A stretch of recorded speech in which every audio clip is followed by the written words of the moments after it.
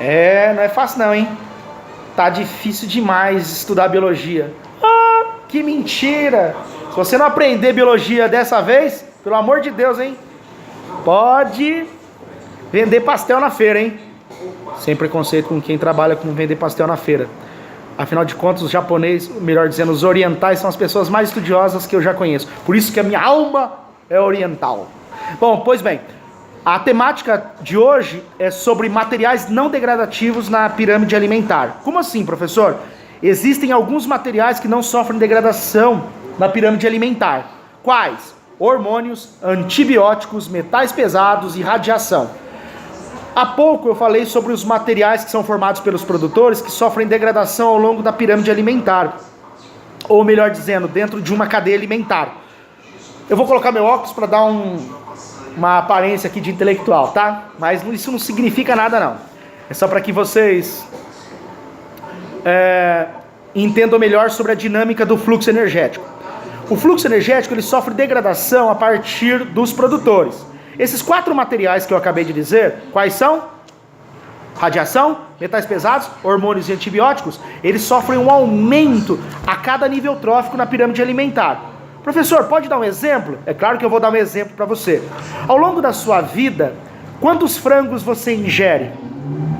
Segundo os dados da Organização Mundial de Saúde, você passa uma vida inteira, em média, ingerindo cerca de 4.000 a 5.000 quilos de frango ao longo da sua vida. Sabemos muito bem que nos dias de hoje, animais, como por exemplo as aves, necessitam de um valor considerado, necessitam em termos, né? Utilizam hormônios e antibióticos para o seu desenvolvimento em linha de produtividade. Se pegarmos algumas décadas atrás, os frangos levavam em média de 90 a 100 dias para atingir a linha de abate, que é em média 4 quilos, de 3,5 kg a 4 quilos. Hoje em dia você tem uma média de 45 a 50 dias para que essa mesma ave atinja a massa corpórea para abate. Por quê? Os hormônios aceleram o metabolismo, assim como os antibióticos evitam que esse organismo desenvolva quadros infecciosos, portanto aumentando a sua resistência.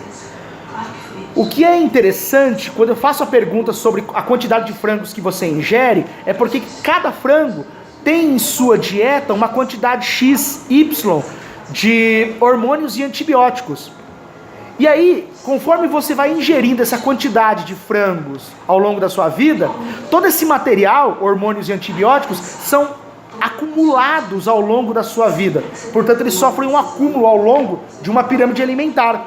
Então, se você pegar um organismo que consumiu, por exemplo, os herbívoros que consumiram ao longo da sua vida nutricional aquela quantidade X de hormônios e antibióticos, e aí você pula para carnívoros, depois você vai para onívoros, a margem percentual de hormônios e antibióticos que eles ingeriram ao longo da sua vida, ela é progressiva.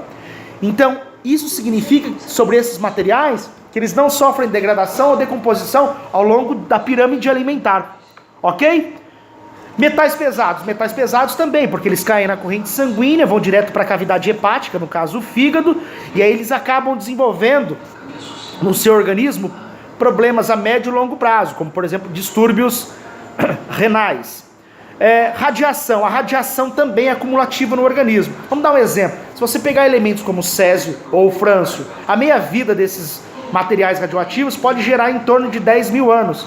Então é certo que você vai acumular radiação ao longo da sua vida, mesmo depois da morte. Mesmo que depois você vá para o solo, passe por um processo de degradação, você ainda vai continuar liberando radiação no ambiente. Ok? Bom, esse roteiro programático é um pouquinho mais fácil de compreender, tá? Mais fácil do que brigar com a sua mãe por conta de ovo frito, hein, meu? Pelo amor de Deus, você não pode esquecer mais. Um abraço do professor Jean e estuda!